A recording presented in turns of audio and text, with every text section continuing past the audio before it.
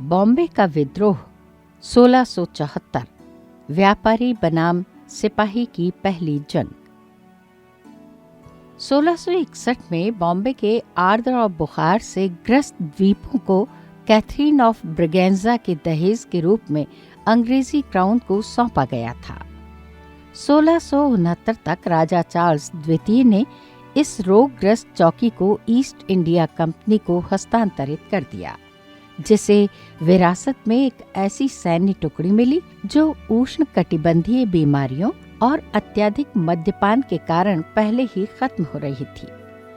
ये शुरुआती सैन्य बल यूरोपीय बचे हुए लोगों और टोपाज यानी स्थानीय भारतीय ईसाई, जिन्हें बंदूक के फारसी शब्द के नाम से पुकारा जाता था, का एक कमजोर संग्रह था।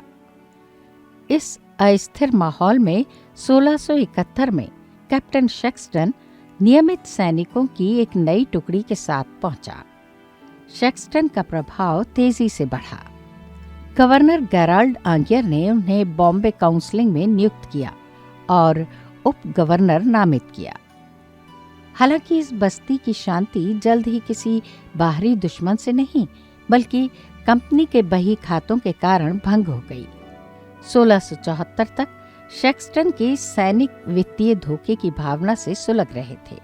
उनका मुख्य असंतोष विनिमय दरों को लेकर लड़ाई थी, जहां सैनिकों ने अपनी तनख्वाह को स्थानीय मुद्रा में परिवर्तित किए जाने पर होने वाले भारतीय नुकसान पर आपत्ति जताई थी।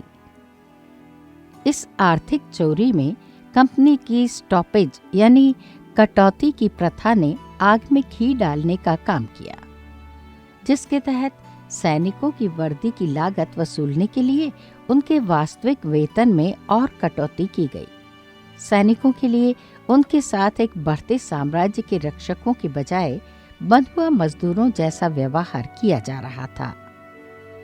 अनुशासनहीनता के एक ऐतिहासिक क्षण में शेक्सटन की कंपनी ने वो कृत्य किया जिसे स्रोत भारत में ब्रिटिश सेना के रिकॉर्ड को कलंकित करने वाले पहले विद्रोह के रूप में वर्णित करते हैं।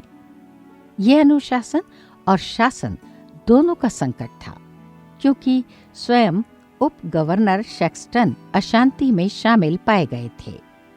ईस्ट इंडिया कंपनी प्रशासन की प्रतिक्रिया त्वरित और निर्दयी थी। गवर्नर आंगियर ने तलवार पर व्यापारिक सत्ता को बनाए रखने के लिए एक विद्रोही को फांसी पर लटकाने का आदेश दिया, ताकि गैरिसन के लिए एक खौफनाक मिसाल की जा सके। शेक्सटन को फांसी तो नहीं दी गई, लेकिन उन्हें उनके पद से हटा दिया गया और अपमानित कर इंग्लैंड वापस भेज दिया। 1674 के इस विद्रोह का ऐतिहासिक महत्व केवल एक सैनिक की फांसी तक सीमित नहीं था। इसने ब्रिटिश भारत में एक मौलिक संवैधानिक बदलाव की शुरुआत की। आंगियर को स्पष्ट आदेश दिया गया कि भविष्य में उनकी परिषद में केवल कंपनी के व्यापारिक फैक्टर्स ही शामिल होंगे। साथ ही ये भी सुनिश्चित किया गया कि सैन्य अधिकारियों को नागरिक सत्ता की सीटों पर बैठने से स्थानीय रूप से प्रतिबंधित कर दिया जाए। इस घटना ने सैन्य मामलों पर सख्त नागरिक व्यापारी नियंत्रण की मिसाल स्थापित की, जिसे कंपनी ने लगभग 2 शताब्दियों तक बनाए रखा। इसने व्यापारी शासकों की नजरों में सैनिकों की प्रतिष्ठा पर एक स्थायी दाग छोड़ दिया। सूरत स्थित परिषद ने औपनिवेशिक तिरस्कार के साथ एक ऐसा फैसला दर्ज किया जो पीढ़ियों तक नागरिक सैन्य संबंधों पर छाया रहा कि सैनिक शिकायत करने वाले कृतज्ञ लोग हैं और कभी संतुष्ट नहीं होते।